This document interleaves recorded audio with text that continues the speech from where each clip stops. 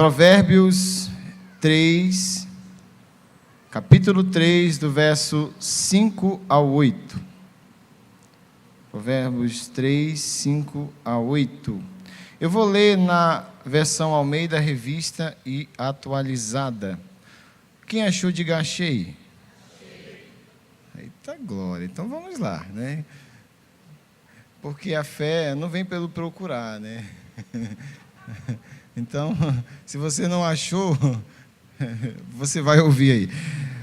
Provérbios 3, 5 a 8 diz assim: confia no Senhor de todo o teu coração e não te estribes no teu próprio entendimento. Reconheça-o em todos os teus caminhos e ele endireitará tuas veredas.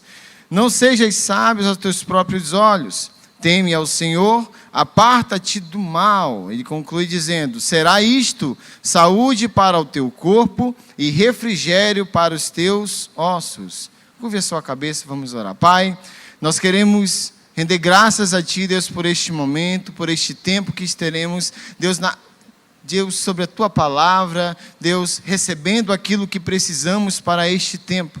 Nós te louvamos e te pedimos, Espírito Santo de Deus, fala conosco neste dia, nesse fim de dia, Deus. Oh Deus, seja o teu nome glorificado, seja, oh Deus, as nossas vidas transbordantes a partir deste momento, pela graça do Senhor, em nome de Jesus. Amém.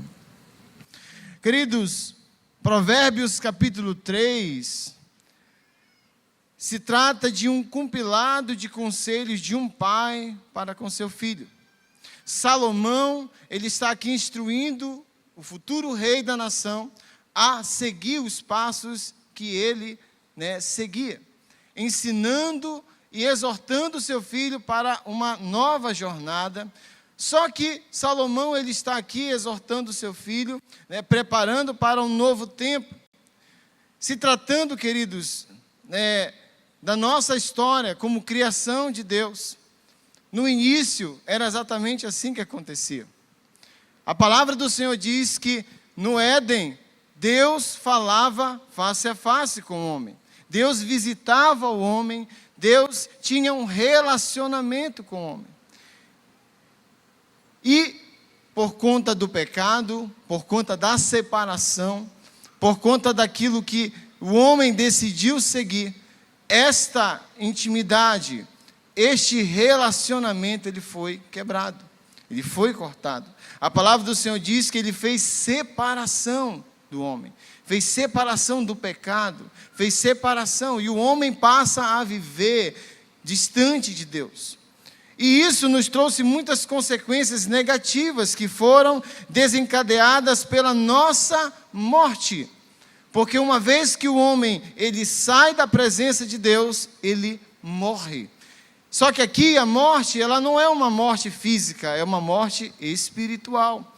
É a separação daquilo que tínhamos, da nossa presença em Deus. O homem passa a seguir caminhos de morte. O homem passa a viver uma vida morta, uma vida sem propósito. Efésios capítulo 2, verso 1, na versão NVT diz: vocês estavam mortos por causa de sua desobediência e de seus muitos pecados.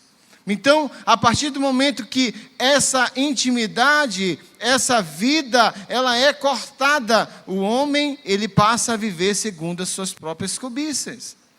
E quais foram as consequências em relação à nossa vida, à humanidade? Quais as consequências em vivermos sem o referencial de um Criador, do Pai? Sem um referencial daquele que estava ali dia a dia conosco, nos exortando no jardim do Éden.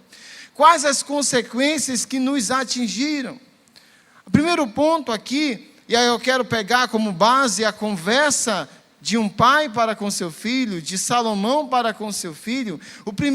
A primeira dica que Salomão dá para o seu filho é o que está no verso 5. Confia no Senhor de todo o teu coração, meu filho.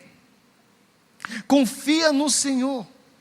Salomão está dizendo, meu filho, se você quer ter uma vida abençoada, a primeira coisa que você vai ter que fazer é confiar no Senhor.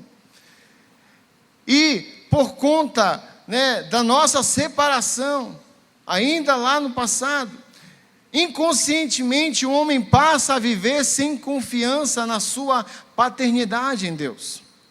O homem, ele passa a viver de acordo com a sua própria vontade. Como consequência disso, nós damos o poder de nortear nossas vidas a outras pessoas. Por não conhecer a nossa paternidade ou reconhecer, nós não temos confiança de fato. O homem, ele passa a viver uma vida vacilante diante de Deus. O homem, ele passa a viver uma vida sem um propósito firmado pelo Criador. Vivemos sem identidade formada. E o nosso caráter não é o caráter de Deus, o caráter de Cristo, e sim um caráter mundano. Por vivermos separados da presença de Deus, nós começamos a experimentar coisas, a vivenciar situações. Quando o homem é expulso da presença do Pai, uma das coisas que ele perde é a confiança, pois o Pai sempre estava por perto. A cada fim de tarde, é o que está relatado em Gênesis 3:8, quando ouviram a voz do Senhor Deus, que andava no jardim pela viração do dia, esconderam-se da presença do Senhor, o homem e sua mulher, por entre as árvores do jardim. Então, o homem passa a não ter confiança. O homem, ele passa a viver, será? Lá vem o papai e nós aprontamos. Não quero ver mais meu pai. Eu vou me esconder do meu pai, eu estou com medo dele. O homem passa a temer, a ter um medo que não era algo que fosse nutrido ainda no jardim. Então, queridos, para cada um de nós, vendo essa breve introdução, vocês já viram aqui o tema, um lugar em Deus. Hoje o Senhor, Ele quer nos nortear para um lugar, aleluia. Um lugar que há muito foi perdido. Então, após a queda e a expulsão, não vemos o casal Adão e Eva levantando altares a Deus. Nós não vemos a leitura e a obra literária, ela não me dá abertura para essa possibilidade. Mas nós vamos ver os filhos deles lá tentando, de alguma forma, atrair Deus. E o primeiro culto da história termina em morte. Porque um culto sem a supervisão do pai vira competição. Um culto sem o pai estar norteando, vira competição, vira degladiação. Não, eu quero fazer melhor, eu vou fazer. E começamos a nos degladiar, porque o pai não está lá para nortear. E eles começam a querer buscar Deus de alguma forma. Então, a falta de confiança em Deus nos proporciona uma vida perversa e incrédula. O escritor aos Hebreus, capítulo 3, verso 12, diz: cuidado, irmãos, para que nenhum de vocês tenha o coração perverso e incrédulo, que se afasta do Deus vivo. Então, quanto mais nos afastamos de Deus, mais nós vamos viver uma vida perversa, uma vida incrédula. Nós não vamos confiar, nós vamos viver uma vida de desconfiança contínua, porque não tem uma base, uma convicção quem é Deus. A falta da confiança em Deus, ela faz com que o homem siga o seu próprio caminho. E quando ele segue essa vereda, os seus próprios caminhos, ele vive uma vereda de pecados. Provérbios 16, 17 diz: a vereda do justo evita o mal. Quem guarda o seu caminho preserva a própria vida. Olha só. Então, quando nós caminhamos por veredas que não é a vontade de Deus, nós vamos vivendo vidas de morte, vidas cheias de pecado. Olha o que significa vereda segundo a holística bíblica. Geralmente se refere a um caminho estreito, uma senda ou uma trilha, podendo ser usado tanto literal quanto figurativamente. literalmente pode indicar um caminho físico, enquanto, no sentido figurado, pode representar o rumo da vida de uma pessoa, um padrão de comportamento ou direção que se segue. Então, quando nós vivemos as veredas da nossa própria vida, os caminhos que nós queremos seguir, nós seguimos caminhos de morte, caminhos de pecado. O capítulo 3 de Provérbios, como eu falei, é um conselho de um pai para o filho. E o primeiro conselho que Salomão dá para o seu pai é: confia em Deus. Confia no Senhor, meu filho. Confia nele de todo o teu coração, de todo o teu entendimento, de toda a tua alma. Põe a tua vida em confiança em Deus. Então, quando Salomão ele exorta isso, ele fala, sabe por quê? Em outras palavras, Salomão é muito profundo no falar dele. Porque ele está falando assim, sabe por quê, meu filho? Eu estou falando confia em Deus, porque lá atrás nós perdemos a confiança em Deus. Eu aprendi, porque Deus foi gracioso comigo. E eu estou te ensinando, meu filho, se eu cheguei até aqui é porque eu tenho confiado em Deus. Então, a confiança em Deus precisa ser algo que, sabe, é a nossa prateleira de cima. Nós precisamos entender que quando nós deixamos de confiar em Deus, todas as coisas se tornam vãs. Todas as coisas, elas se tornam passageiras. Nós vivemos por este mundo que um dia se tornará pó, assim como começou.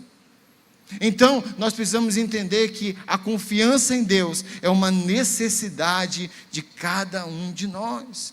Segundo ponto, quando andamos sem a direção e a presença do Pai, perdemos a referência de quem Ele é para nós. Por isso, Salomão ele fala no verso 6, reconheça-o em todos os teus caminhos, meu filho. Reconheça o Senhor, sabe, pela perda do referencial do Pai. O homem passa a não conhecer Deus na sua jornada e muito menos reconhecer a sua presença. E com isso ele passa a fazer ídolos para si. Por o homem não reconhecer quem é Deus, por o homem não saber o referencial de quem é o Pai, o homem começa a projetar ídolos para si. O homem começa a tecer figuras. Eu acho que Deus é assim. Eu nem sei mais como é Deus. Perdemos o referencial. Vamos criar um Deus para nós. E o homem começa a fazer coisas para si, ídolos para si. Por isso que Oséias ele fala isso, porque quando o homem começa a fazer ídolos para si, tudo o que ele oferece a partir de então são sacrifícios vazios. Tudo o que ele começa a oferecer a Deus são coisas que não levarão a coisa nenhuma. Oséias 6, verso 6 diz assim: pois desejo misericórdia, não sacrifícios, conhecimento de Deus em vez de holocaustos. Dizer uma coisa para você, Deus não se move por barganhas, e sim por um coração contrito a Ele. Deus não se move por aquilo que você dá, mas por aquilo que Ele quer que Ele seja na sua vida. Deus se move a um coração desejoso a Ele, dia a dia, buscando e orando e intercedendo, e estando na presença dEle dia a dia. Deus está mais interessado com a nossa presença nele do que darmos presentes para Ele. Deus está mais interessado no Mateus 6:6, entra no teu quarto, fecha a porta e ora ao teu Deus que está em secreto, e o teu Deus que está em secreto te recompensará, aleluia. Deus está mais interessado nesse tipo de relacionamento. Deus não quer que a cada fim de ano possamos chegar com um bode, um carneiro ou qualquer coisa e dizer assim, eu quero sacrificar. Ele deseja que, olha o que na versão NVI diz, ele deseja conhecimento de Deus. Ele deseja que nós o conheçamos dia a dia, para que a nossa paternidade nele seja firmada dia a dia. Para que a paternidade dele, a nossa filiação para com ele, seja firmada em Deus dia a dia. Uma vez que isso foi perdido lá atrás, juntamente com a queda do homem, O homem perde o referencial do Pai e tudo o que ele quer ver. Ele quer ver o Deus. O homem quer ver Deus a toda custa. Como é Deus? Como é Deus? Onde é que está Deus? Olha só o que acontece aqui em João capítulo 14, verso 8 a 9. Replicou-lhe Filipe: Senhor, mostra-nos o Pai, e isso nos basta. Olha a necessidade do homem de ver Deus. Olha a necessidade do homem de querer ver Deus. E aí o próprio Jesus, ele fala assim: disse-lhe Jesus a Filipe: há tanto tempo estou convosco, e não me tens conhecido? Quem me vê, vê o Pai. Como diz tu, mostra-me o Pai, cara. Eu estou na tua frente, Filipe, e tu não me reconhece, cara. Eu estou na tua frente falando contigo há quase 3 anos. Aqui está muito perto de ele ser crucificado. Eu estou contigo e tu não me reconhece. Porque lá atrás, nós perdemos o referencial. Lá atrás, nós perdemos a visão de Deus. Filipe, ele pede para ver o Pai, pois até aquele momento ainda existia um véu que nos separava do Pai. Pois quando o homem peca, Deus faz separação. Deus não nos aceita pela metade. Deus te quer por inteiro. Deus te quer por inteiro. Deus não quer partes de você. Ele te fez para ser dele. Aleluia. Então, quando nós buscamos isso dia a dia, nós vamos aprendendo que Deus, sabe, esses dias eu lendo e vendo sobre algo e falo assim: olha, quanto custa você seguir a Deus? Aí ninguém soube responder: tudo que você tem. Ele quer tudo e nada mais de você, porque Ele já te deu tudo, aleluia. Todas as coisas Ele já lhe proporcionou, já nos proporcionou naquela cruz, aleluia. Quando andamos sem a supervisão do Pai, vivemos no orgulho dos conhecimentos próprios e passamos a viver uma vida de pecado de forma deliberada, ou seja, eu peco porque quero e porque eu faço, pois deixamos de lado as ordenanças de Deus e passamos a viver as ordens humanas, as ordenanças humanas, e isso é mortal. Quando o homem decide seguir os próprios caminhos. Por isso, Salomão, ele diz no verso 7, meu filho, não sejas sábio aos teus próprios olhos. Teme ao Senhor e aparta-te do mal. Porque Salomão sabe que quanto mais o homem anda segundo os próprios conhecimentos, ele tende a se desviar dos caminhos do Senhor. Quanto mais ele se acha... E o que significa ser sábio aos próprios olhos? Significa que você acha que o seu entendimento é melhor. Você tem tudo planejado, não dá ouvidos a conselhos e tende a viver de acordo com o ditado: tem que ser do meu jeito. Ser sábio aos próprios olhos é ser, em sua opinião, autoconfiante, autossuficiente, recusando até mesmo a ajuda de Deus. A pessoa que anda segundo o próprio entendimento, a própria inteligência, e descarta aquilo que Deus tem para nós, ele vive uma vida, uma vida de altivez. E a palavra do Senhor diz em Provérbios 16, 18, a soberba precede a ruína, e a altivez de espírito a queda. Então, quando nós andamos segundo as próprias cobiças, nós vivemos as nossas próprias vontades, e a vontade humana é caída. A vontade humana nunca vai te levar para a cruz, sempre vai te levar para um caminho oposto.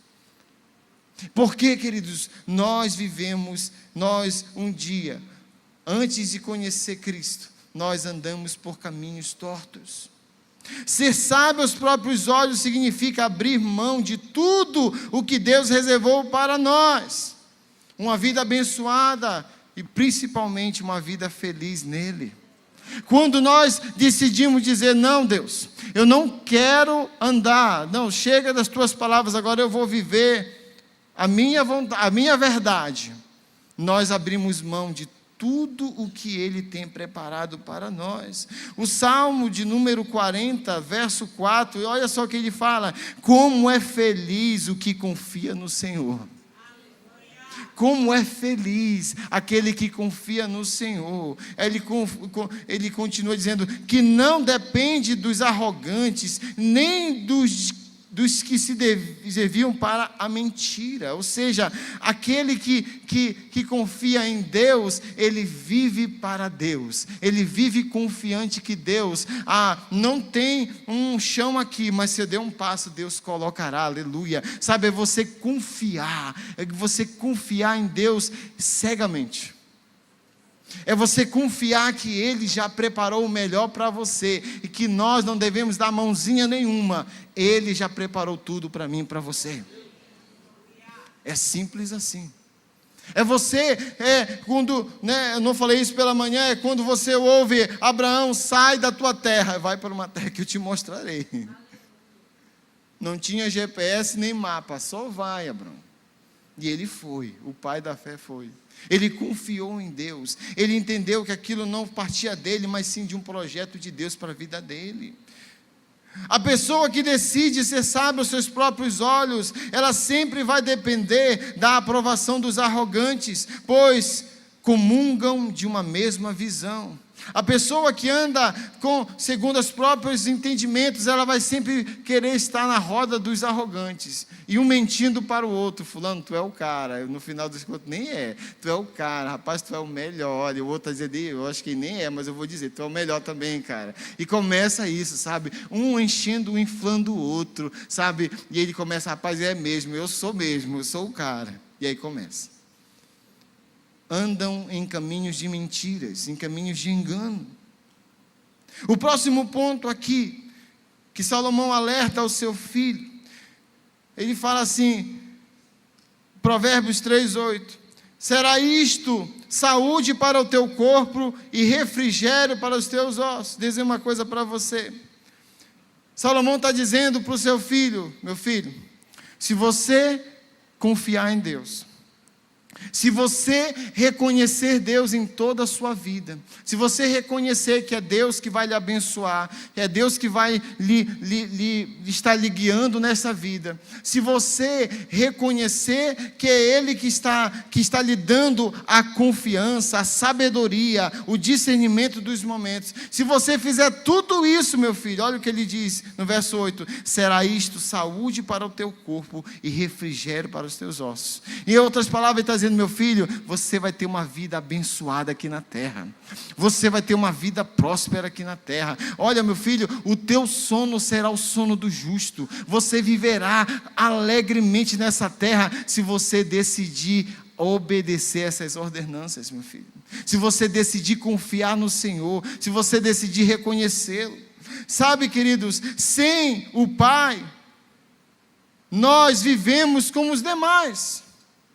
Sem essa visão, nós vivemos como os demais, e as pressões deste mundo nos atingem. Os rios transbordam, os ventos sopram, e nós sentimos tudo isso em nós, porque nós decidimos andar segundo a própria vontade. Nós decidimos andar e nos desvencilhar daquilo que Deus tem para mim e para você. Nós sentimos isso no nosso corpo, através das depressões da vida, através do cansaço, e vivemos como zumbis, insensíveis à voz de Deus, insensíveis à sua vontade sobre nossas vidas. Vivemos como vivem os anestesiados: não estou sentindo nada. Eu estou aqui no culto, rapaz, esse culto não foi legal, rapaz. Sabe, quem faz o culto é eu e você, querido. A responsabilidade do culto é colocada sobre nossos ombros. Não é um local que faz o bom culto, é o teu coração ligado a Ele. Então eu e você temos a responsabilidade, aleluia, de estar diante dEle. Mas, sem a presença do Pai, perdemos a nossa morada nele. Sem a presença do Pai, nós perdemos a nossa morada. Dizer uma coisa para você.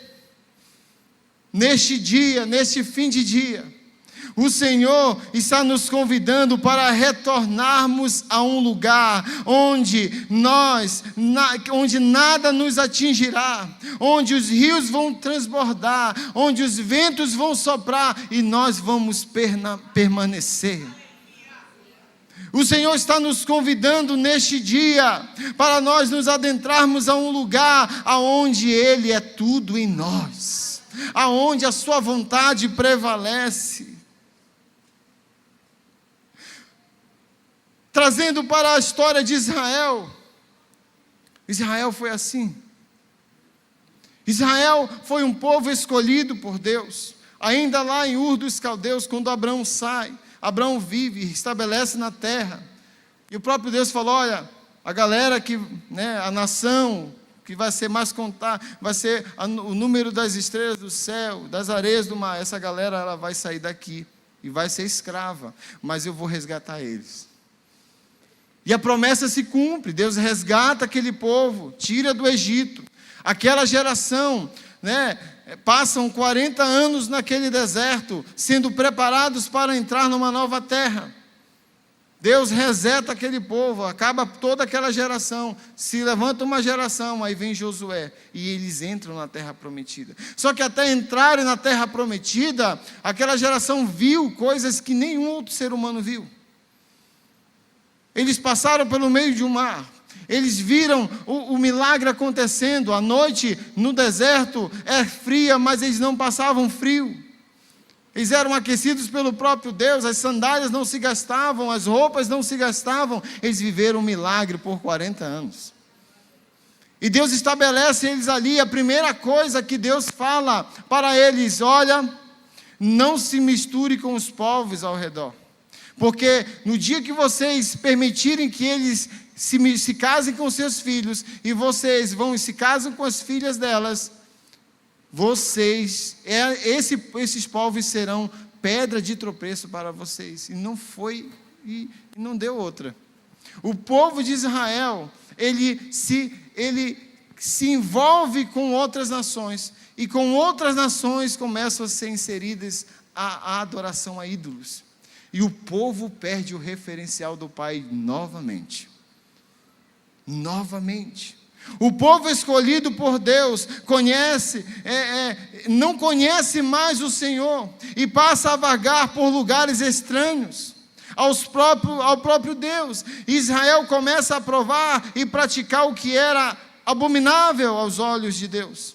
E aquela nação onde os seus antepassados viveram coisas sobrenaturais, extraordinárias, agora não conhece mais o Senhor, pois estavam vivendo uma vida de prostituição. Olha o que diz a palavra em Oséias 5,4: o seu proceder não lhes permite voltar para o seu Deus, porque um espírito de prostituição está no meio deles, e não conhecem mais o Senhor. Quando eles decidem adorar deuses estrangeiros, quando eles decidem fazer práticas abomináveis aos olhos de Deus, eles esquecem o referencial do Pai. Eles perdem Deus, eles não sabem mais quem é Deus, ou podem até saber, mas perderam o temor e o respeito por Deus. Mas, aleluia, e que bom que um dia na minha e na sua vida chegou um mais, aleluia. Ah, se não fosse o mais de Deus sobre nós. Mas a glória de Deus, sabe? Mas glória a Deus por seu amor que dura para sempre, queridos. Lamentações 3, 22 a 23 diz: as misericórdias do Senhor são a causa de não sermos consumidos, porque a sua misericórdia não tem fim, renova-se a cada manhã, grande é a tua fidelidade. Grande é a tua fidelidade, Jesus. Grande é a fidelidade de Deus. E como prova de seu amor, de sua fidelidade, Deus nos envia profetas. Oséias, Isaías, Amós, Jonas e Miqueias viveram no mesmo período histórico, 700 anos antes de Cristo.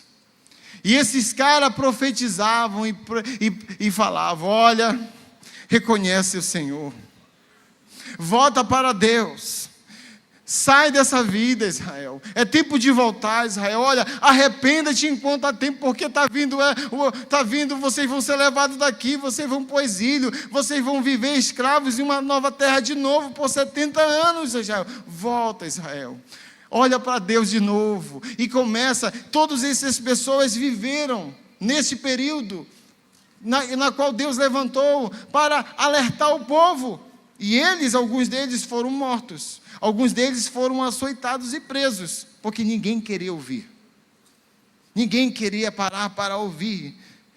Deus os enviou para pregar a um povo obstinado, até que um dia o povo reconhece. De tanto eles alertarem, e eles começaram a ver que a guerra era inevitável, Deus fez desviar um grande exército em direção deles. Deus falou: eu ia fazer eles passarem direto, mas eu vou fazer eles virem até aqui a porta de Israel. Vocês não se arrependeram. E aí, chega um determinado momento da história, que eles reconhecem que precisavam voltar para Deus.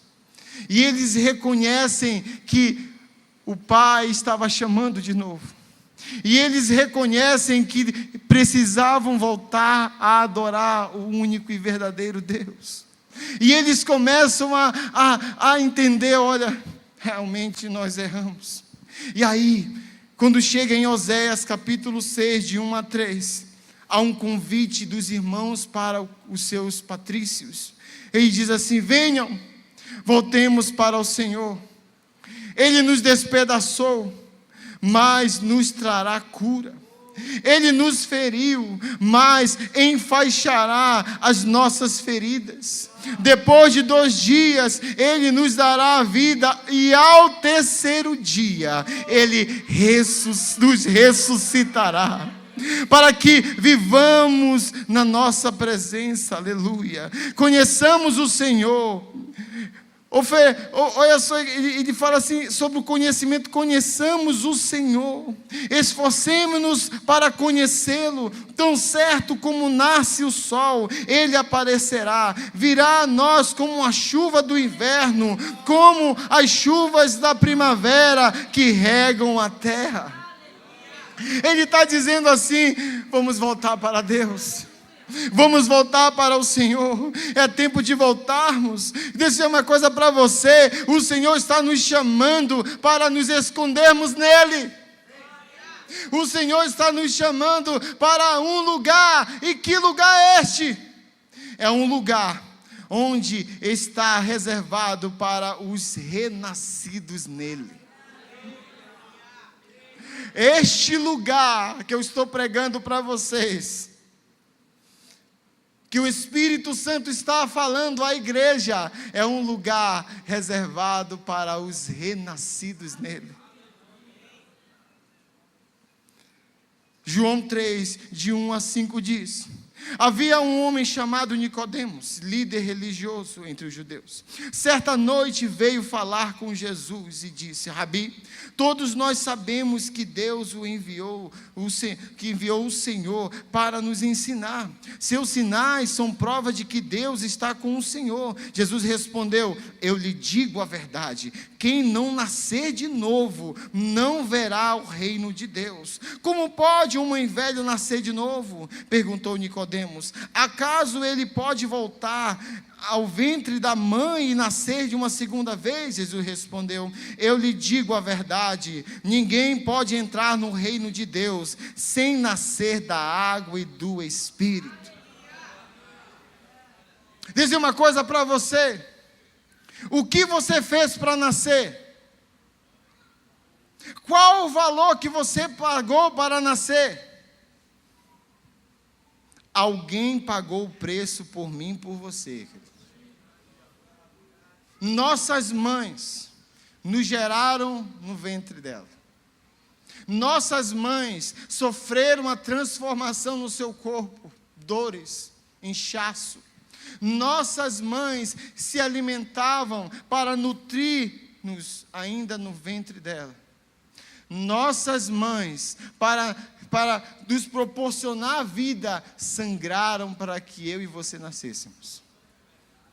Em outras palavras, Jesus está falando para Nicodemos: Nicodemos, eu vou pagar o preço por ti, cara. Nicodemos, eu vou morrer por ti, Nicodemos. Nicodemos, eu vou sofrer até a morte de cruz por ti, só para te ver renascer em mim. E eu, Nicodemos, eu vou te apresentar para um pai verdadeiro, Nicodemos. A partir de hoje, Nicodemos, quando você reconhecer e renascer em mim, eu te farei agora um filho amado de Deus. E você não será mais órfão, Nicodemos. Acabou a orfandade para ti. Em outras palavras, Jesus estava falando isso. E aí, João, capítulo 14, verso 23 diz: respondeu Jesus: se alguém me ama, guardará a minha palavra, o meu Pai o amará, e viveremos para ele, e faremos morada nele. E nele faremos morada. Se vamos fazer uma morada em Deus, toda morada tem uma porta, sim ou não, Léo? Toda morada tem uma porta. Mateus 27, de 50 a 53.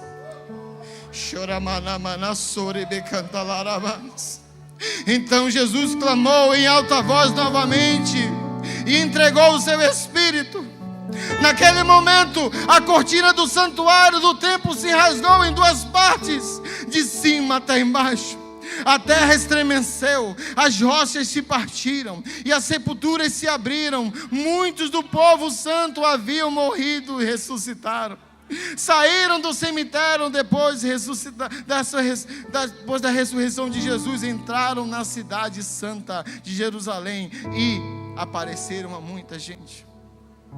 Em Cristo recebemos o livre acesso. Jesus é a porta da reconciliação entre Deus e os homens. E no dia em que Ele se entregou por nós, se cumpre imediatamente o que Ele falou em João 10:10. O ladrão vem para matar, roubar e destruir, mas eu vim para lhe dar vida, e uma vida plena que satisfaz.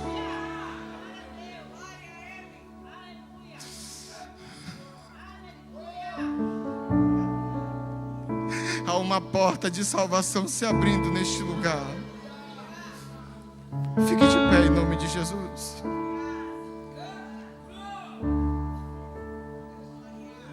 Naquele dia, Jesus literalmente tirou muitos do lugar de morte para uma vida plena. E hoje não é diferente.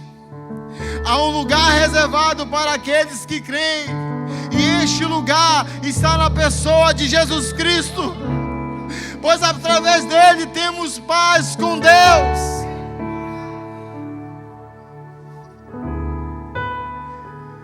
Um dia nós andamos por caminhos tortuosos, mas a sua voz nos alcançou.